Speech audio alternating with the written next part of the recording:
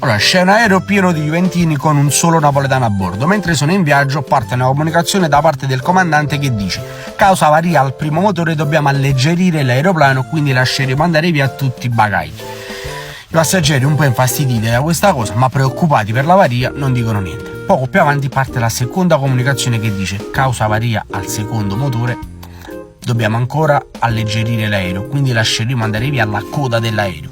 Panico totale, non ve lo dico proprio.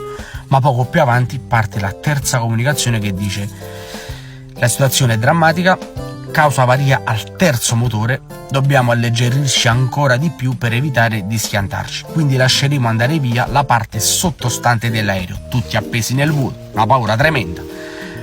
Ma non è finita qui, perché più avanti parte la quarta comunicazione che dice: causa avaria all'ultimo motore, per evitare di morire tutti qualcuno si deve sacrificare, lasciarsi andare nel vuoto per salvare il resto. Ovviamente tutti appesi, nessuno c'ha il coraggio di lasciarsi andare nel vuoto. Il napoletano si guarda intorno, che caccia fa?